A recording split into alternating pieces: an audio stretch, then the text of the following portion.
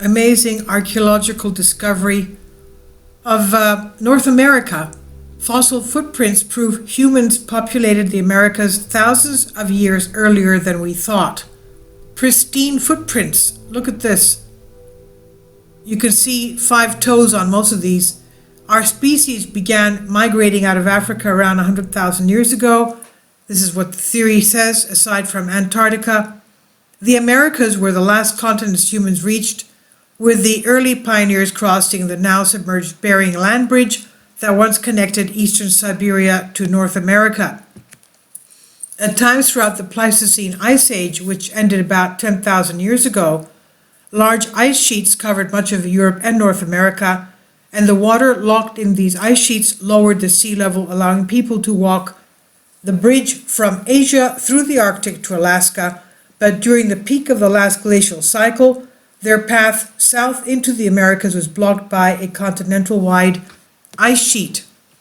Until now, scientists believe humans only traveled south into the Americas when this ice barrier began to melt at the earliest 16,500 years ago. But together with our colleagues, we've discovered a set of fossil footprints that suggest humans first set foot on the continent thousands of years earlier. These footprints, unearthed at White Sands National Park in New Mexico, were made by a group of teenagers, children, and the occasional adult, and have been dated to the height of at least glacial maximum some 23,000 years ago. That makes them potentially the oldest evidence of our species in the Americas. Our findings support the idea that humans were present in the southern part of North America before the last glacial peak, a theory that has so far been based on disputed and potentially unreliable evidence. Step change? There are literally tens of thousands of fossil footprints in White Sands. Together they tell stories of how prehistoric humans interacted with ancient Ice Age megafauna, such as the Columbian mammoths and the giant ground sloths. Kindly support my Patreon account since YouTube has again demonetized my YouTube channel. The daily posts are 5 videos daily, and they are totally different from what I have on my YouTube channel. Thank you so much for your support and that you find all my content so interesting. You'll find the Patreon account details in the description box below. The tracks were deposited around the margins of a large wetland, perhaps a lake, after the rainy season, but at other times more like a patchwork of water bodies. Until now, the problem had been dating these footprints. We know they were imprinted before the megafauna became extinct, but not precisely when.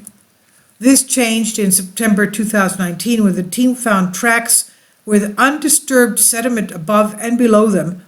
Within that sediment were layers containing hundreds of seeds of the common ditch grass Rupia chirosa.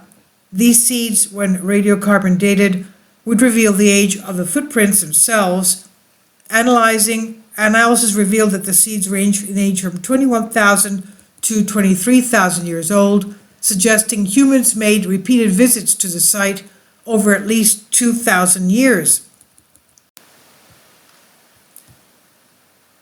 The White Sands footprints provide unequivocal evidence people were in the Americas at the height of the last glacial maximum, rather than some time after, as was previously thought.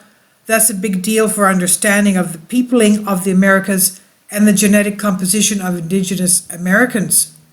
Using the DNA of the modern indigenous Americans, scientists have worked out that their ancestors arrived from Asia in several waves, some of which became genetically isolated.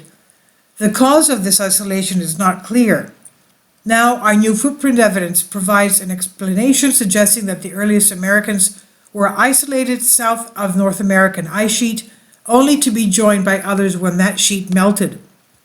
Our discovery may also reopen speculation about other archaeological sites in the Americas. One of them is Chiquihuite Cave in Mexico. Archaeologists recently claimed that evidence from this cave suggests humans occupied the Americas around 30,000 years ago, 7,000 years before people left the White Sands footprints. But the Chiquihuite Cave's findings are disputed by some, as stone tools can be difficult to interpret and tool-like stones can form via natural processes. Stone tools can also move between layers of sediment and rock. Fossil footprints, though, cannot. They are fixed on the bedding plane and so provide more reliable evidence of exactly when humans left those prints. Teenage kicks. We tend to picture our ancestors engaged in life or death struggles, forced to battle the elements simply to survive. Yet the white sands evidence is suggestive of playful, relatively relaxed settings with teenagers and children spending time together in a group. This is perhaps not that surprising. Children and teenagers are more energetic and playful than adults and therefore leave more traces. Adults tend to be more economical in their movement, leaving fewer tracks. But another interpretation of this new footprint evidence is that the teenagers were part of the workforce in these early bands of hunter-gatherers. It's possible that the tracks were left by young people fetching and carrying resources to their prehistoric parents. In any case, the people that left their tracks on white sands were some of the earliest known American teens. Set in stone, their footprints pay tribute to their forebears, who we know now walked the long land bridge into America's millennia earlier than what was commonly believed. This is on the conversation by Matthew Robert Bennett, Professor of Environmental Geographical Sciences, Bournemouth University, and Sally Christine Reynolds, Principal Academic in Hominin Paleoecology, Bournemouth University as well. This is, of course, Creative Commons. Please leave your comments. Thank you for your support.